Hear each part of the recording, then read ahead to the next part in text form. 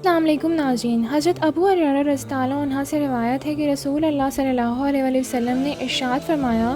کہ اپنے گھروں کو مقبرے نہ بنا لو، یعنی جس طرح قبرستانوں میں مردے ذکر و تلاوت نہیں کرتے اور اس کی وجہ سے قبرستانوں کی فضا ذکر اور تلاوت کے انوار و اثار سے خالی رہتی ہے، تم اپنے گھروں کو اس طرح نہ بنا لو بلکہ گھروں کو ذکر و تلاوت سے معمور رکھا کرو، اور جس گھر میں خاص کر سورہ بقرہ پڑھی جائے اس گھر میں شیطان نہیں آ سکتا۔ ناظرین، اس حدیث میں رسول اللہ صلی اللہ علیہ وسلم نے فرمایا کہ قبرستانوں میں جس طرح مردے پڑے رہتے ہیں اور کوئی عمل کرنے کی قدرت نہیں رکھتے، اسی طرح اگر تم بھی گھروں میں نفل نماز اور تلاوت کرانے کا اہتمام نہیں کرو گے تو تمہارے گھر بھی قبرستان اور تم خود مردوں کی طرح ہو جاؤ گے۔ پھر رسول اللہ صلی اللہ علیہ وسلم نے فرمایا، شیطان اس گھر سے بھاگتا ہے جس میں سورہ بقرہ پڑھی جاتی ہے۔ اس کا مطلب یہی ہے کہ تلاوت قرآن کریم، خصوصاً سورہ بقرہ کی تلاوت نہ صرف یہ کہ گھر میں رحمت و برکت کے دروازے کھلنے کا باعث ہے، بلکہ اس کا ایک فائدہ یہ بھی ہے کہ ایسا گھر شیطان کی نحوست اور اس کے مکر و فریب کے سائے سے محفوظ رہتا ہے۔ ویسے تو عمومی طور پر تلاوت قرآن کریم باعث رحمت و برکت ہے، مگر اس موقع پر سورہ بقرہ کو بطور خاص اس لیے ذکر فرمایا ہے کہ اس صورت میں اللہ رب العزت کے اسماء و احکام بہت مذکور ہیں۔ سورہ بقرہ قرآن مجید کی سب سے بڑی سورت ہے اور نزول کے اعتبار سے یہ مدنی دور کی ابتدائی سورتوں میں سے ہے۔ بعض علماء کرام کے نزدیک سورہ بقرہ میں 1000 امر، 1000 نہیں اور 1000 حکمتیں، 1000 خبر اور قصص ہیں۔ اسلام کے بنیادی اصول و عقائد اور احکام شریعت کا جتنا تفصیلی بیان اس صورت میں کیا گیا ہے، اتنا قرآن مجید کی کسی دوسری صورت میں نہیں کیا گیا۔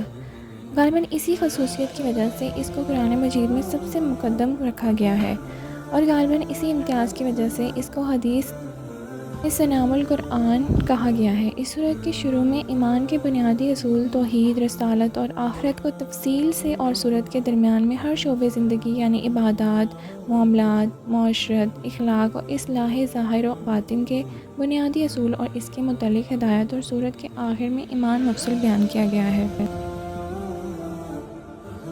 مضامین و مسائل کے اعتبار سے بھی اس صورت کو ایک خاص امتیاز حاصل ہے۔ اس کا اندازہ اس سے لگایا جا سکتا ہے کہ حضرت عمر فاروق اعظم رضی اللہ عنہ جیسی شخصیت نے جب سورہ بقرہ کو تفصیل کے ساتھ پڑھا تو اس کی تعلیم میں 12 سال لگے، اور حضرت عبداللہ بن عمر رضی اللہ عنہ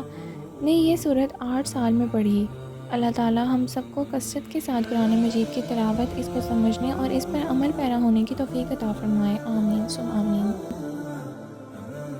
امام بخاری رحمۃ اللہ علیہ نے حضرت عائشہ رضی اللہ عنہ کی روایت سے بیان کیا ہے کہ سورہ بقرہ اور سورہ نساء کے نزول کے وقت حضور پاک صلی اللہ علیہ وسلم کے پاس ہی تھی۔ اس صورت کے 40 رکوع ہیں اور یہ قرآن مجید کی طویل ترین صورت ہے۔ اس کا دامن 9 کے مضامین سے لبریز ہے۔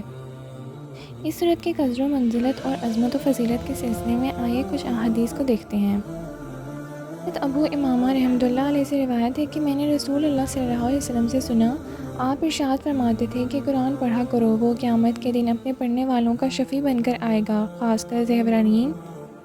اس کی 2 اہم نورانی صورتیں البقرہ اور آل عمران پڑھا کرو، وہ قیامت کے دن اپنے پڑھنے والوں کو اپنے سائے میں لیے اس طرح آئیں گے جیسے کہ وہ ابر کے ٹکڑے ہیں یا سائبان ہیں یا صف بندھے پرندوں کے پر ہیں۔ یہ دونوں صورتیں قیامت میں اپنے پڑھنے والوں کی طرف سے مدافعت کریں گی۔ آپ صلی اللہ علیہ وسلم نے فرمایا، پڑھا کرو سورہ بقرہ، کیونکہ اس کا حاصل کرنا بڑی برکت والی بات ہے اور اس کو چھوڑنا بڑی حسرت اور ندامت کی بات ہے، اور وہ اہل باہل، جھوٹے اور دغا باز کے بس کی بات نہیں۔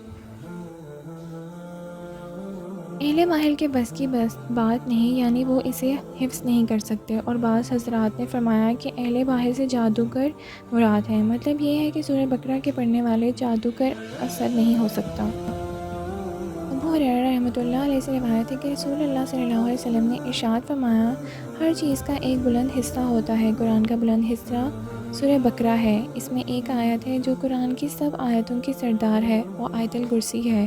جس گھر میں پڑھی جائے گی اس میں شیطان ضرور بھاگ جائے گا۔ سورہ بقرہ کو سب سے بڑی سورت کے اعتبار سے فرمایا نیز اس اعتبار سے بھی کہ اس کے احکام کثیر تعداد میں مذکور ہیں، اور یوں بھی کہا جا سکتا ہے کہ اس میں جہاد کا حکم ہے جس سے رفعت اور بلندی حاصل ہوتی ہے۔ حضرت ابو امامہ سے روایت ہے کہ رسول اللہ صلی اللہ علیہ وسلم نے فرمایا، 4 چیزیں اس خزانے سے اتاری گئی ہیں جو عرش کے سائے کے نیچے ہے۔ ان 4 کے علاوہ اس میں سے کوئی چیز نہیں اتاری گئی۔ ایک سورہ فاتحہ، 2 آیت الکرسی، 3 سورہ بقرہ کی آخری آیات اور 4 سورہ کوثر۔ رسول صلی اللہ علیہ وسلم نے فرمایا سورہ بقرہ سنام القرآن اور ضرورت القرآن ہے۔ سنام اور ضرورت ہر چیز کے اعلیٰ اور افضل حصہ کہا جاتا ہے۔ اس کی ہر آیات کے نزول کے وقت اسی فرشتے اس کے جلو میں نازل ہیں۔ حضرت عبداللہ بن مسعود رحمۃ اللہ علیہ نے فرمایا سورہ بقرہ کی 10 آیتیں ایسی ہیں کہ اگر کوئی شخص ان کو رات میں پڑھ لے تو اس رات کو جن شیطان گھروں میں داخل نہ ہوگا، اور اس کو اس کے اہل و عیال کو اس رات میں کوئی آفت، بیماری، رنج و غم وغیرہ ناگوار چیز پیش نہ آئے گی، اور اگر یہ آیتیں کسی مجنون پر پڑھی جائیں تو اس کو افاقہ ہو جائے گا۔ وہ 10 آیتیں یہ ہیں: 4 آیتیں شروع سورہ بقرہ کی، پھر 3 آیتیں درمیانی آیت الکرسی، اور اس کے بعد کی 2 آیتیں، پھر آخر سورۃ بقرہ کی 3 آیتیں۔ حضرت سورہ بقرہ کی آخری 2 آیات کی فضیلت اتنی زیادہ ہے کہ حضرت ابن مسعود رضی اللہ عنہ سے روایت ہے، حضور صلی اللہ علیہ وسلم نے ارشاد فرمایا جس نے رات کو سورہ بقرہ کی آخری 2 آیاتیں پڑھیں وہ اس کے لیے کافی ہو جائیں گی، یعنی رات بھر یہ شخص جن و بشر کی شرارتوں سے محفوظ رہے گا۔